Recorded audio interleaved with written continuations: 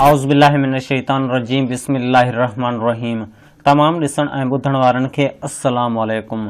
दोस्तों, असीं पंहिंजे पार्ट ऑफ स्पीच जो कोर्स खे वधाईंदे हिकु ॿी क्लास सां हाज़िर आहियूं ऐं हिन क्लास में असीं प्रोनाउन जे पार्ट नंबर 3 खे डिफाइन कंदासीं।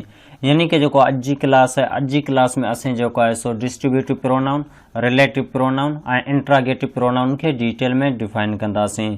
ही टे जेके आहिनि काइंड असांजा बाक़ी रहिया हुआ प्रोनाउन जे अंदरि, त अॼु जी क्लास में इन टिनी काइंडनि खे डिटेल में डिफाइन करे ऐं प्रोनाउन खे अॼु जेको आहे सो इन क्लास में ख़तमु कंदासीं। इन खां पोइ असां पार्ट ऑफ स्पीच जेके ॿिए जेको आहे सो काइंड आहे उन खे डिफाइन कंदासीं।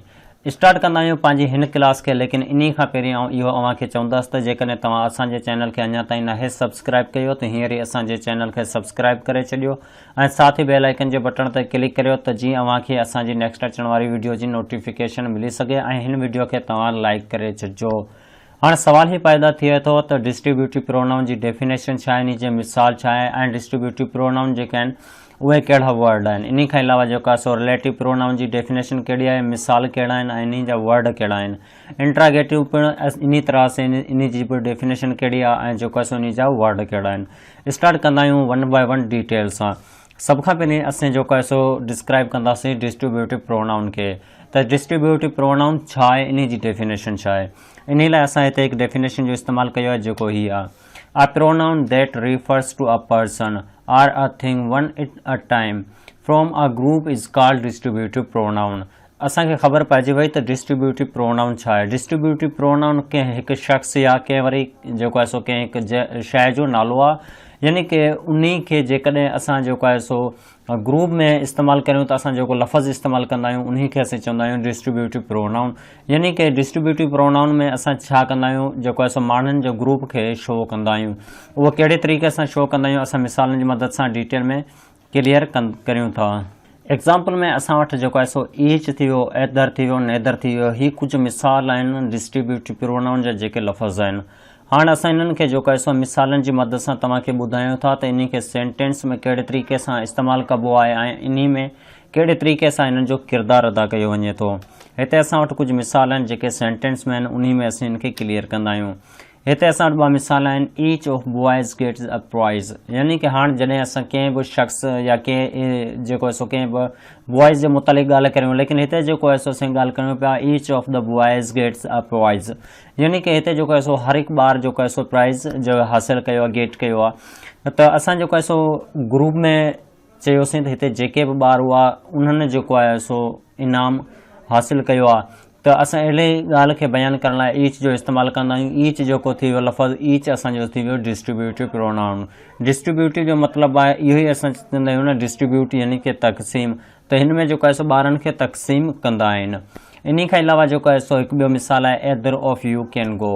इन खां हेठि तव्हां ॾिसी रहिया हूंदा नोट। नोट में छा चयो वञे थो, इहो असां जेको आहे सो क्लियर कंदासीं त असांजा सेंटेंस क्लियर थी वेंदा ऐं जेको आहे असांजो डिस्ट्रीब्यूटिव प्रोनाउन आहे इहो डिटेल में सम्झ में अची वेंदो ऐं इन जी कहाणी हक़ीक़त जेको आहे सो क्लियर थी वेंदी।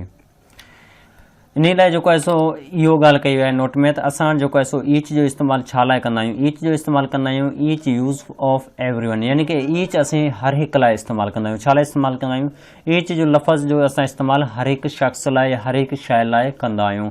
इन खां अलावा जेको आहे सो एदर छा लाइ इस्तेमालु कंदा आहियूं, एदर जो इस्तेमालु असां कंदा आहियूं यूज़ फॉर वन और टू पर्सन और थिंग्स। यानी कि असां एदर जो इस्तेमालु कंदा आहियूं को हिकु यानी कि ॿ शख़्स हुजनि, ॿिनि शख़्सनि मां जेके ॿ शख़्स आहिनि उन मां जेको सो हिक खां ॿ जेके पर्सन आहिनि उन जे मुतलिक़ असां जेको इस्तेमालु कंदा आहियूं एदर जो इस्तेमालु कंदा आहियूं।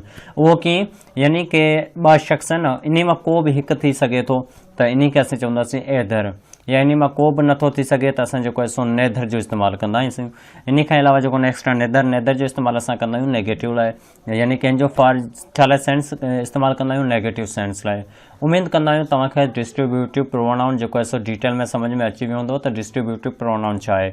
डिस्ट्रीब्यूटिव प्रोनाउन हूंदो आहे अहिड़ो सेंटेंस हूंदो आहे जंहिंमें असां को लफ़्ज़ इस्तेमालु कंदा आहियूं जंहिंजी मदद सां असांखे सॼे सेंटेंस जी माना ख़बर पवे थी ऐं उन में जेके कमु करण वारा सब्जेक्ट हूंदा आहिनि या उन में जेके पर्सन हूंदा आहिनि, प्रोनाउन हूंदा आहिनि, उन्हनि जी तादाद जी ख़बर पवे थी। त अहिड़े लफ़्ज़नि खे असां छा कंदा आहियूं, डिस्ट्रीब्यूटिव प्रोनाउन्स ॾींदा आहियूं। उमेदु कंदा आहियूं तव्हांखे क्लियर थी चुको हूंदो। अच्छा, हाणे हलूं था नेक्स्ट ॾांहुं। नेक्स्ट असांजो आहे रिलेटिव प्रोनाउन। त रिलेटिव प्रोनाउन छा आहे। रिलेटिव प्रोनाउन लाइ हिते हिकु डेफिनेशन आहे, A pronoun that joins two parts of a sentence is called relative pronoun. असांखे जेको आहे डेफिनेशन जी मदद सां ख़बर पइजी वई त रिलेटिव प्रोनाउन छा आहे। रिलेटिव प्रोनाउन जेको आहे असांजी डेफिनेशन में इहो ॻाल्हि पियो करे त जेके आहिनि सो ॿ पार्ट हूंदा आहिनि सेंटेंस जा जिन्हनि खे ही पाण में जॉइन कराईंदो आहे।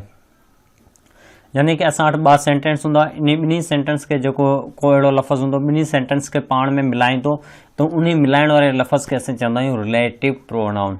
अच्छा, इन लाइ मिसाल असांजो इहो आहे, एग्ज़ाम्पल थी वियो, हू थी वियो, वाट थी वियो, हुज़ थी वियो, विच थी वियो, त ही लफ़्ज़ आहिनि रिलेटिव प्रोनाउन जा। सर ही त जेको आहे सो इंट्रागेटिव लाइ इस्तेमालु थियनि था। जी हाँ, इंट्रागेटिव लाइ पिणु इहे लफ़्ज़ इस्तेमालु थियनि था, लेकिन जेको आहे सो असां इन जो इस्तेमालु रिलेटिव प्रोनाउन में पिणु कंदा आहियूं। उहो कीअं कंदा आहियूं इहो असां मिसालनि जी मदद सां सम्झूं था जेके सेंटेंस में आहिनि।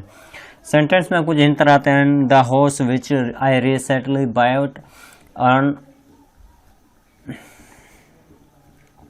The horse which I recently bought is an Arab. यानी कि ही जेको उहो घोड़ो आहे जंहिंखे आऊं अरब मां ख़रीद कयो। लफ़्ज़ विच असांजो थी वियो, हिन लफ़्ज़ के जेको आहे सो हॉर्स हिकु प्रोनाउन आहे जंहिंखे ॿिए सेंटेंस सां मिलाए पियो त इन हॉर्स जी तरफ़ इशारो करे ॿुधाए पियो त हीउ जेको उहो घोड़ो आहे जंहिंखे असां छा कयोसीं, ऐं जेको आहे सो अरब मां ख़रीद कयो।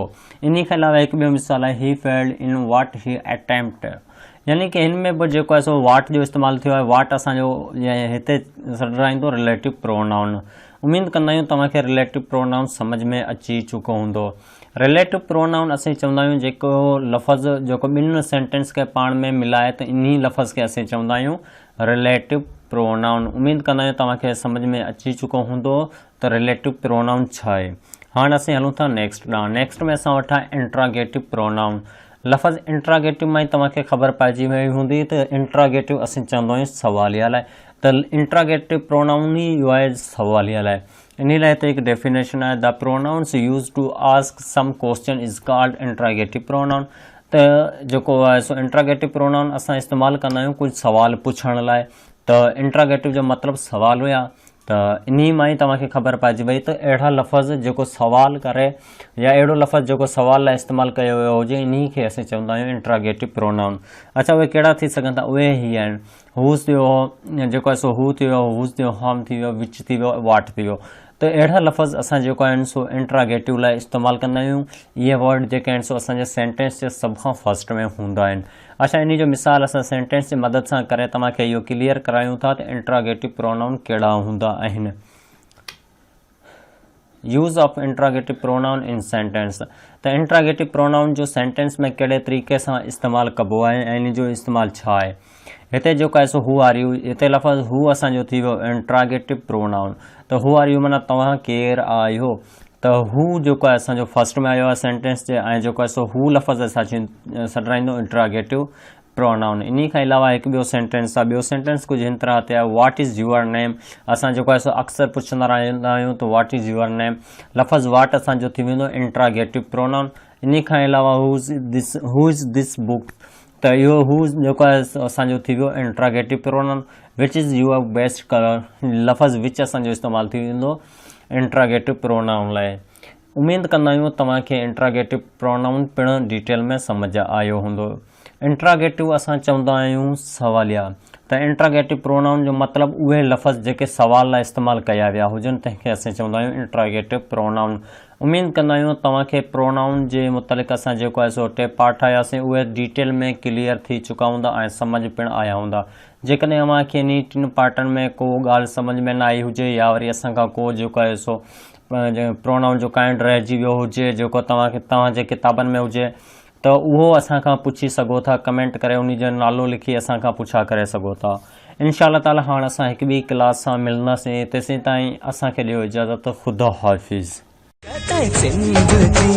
सिंध बाराजियन सिंधी टोपी अजरत बाराजियन इहा सिंध नदी रीता सिक भरी प्रीता रची नची यारो अंत हिकिड़ो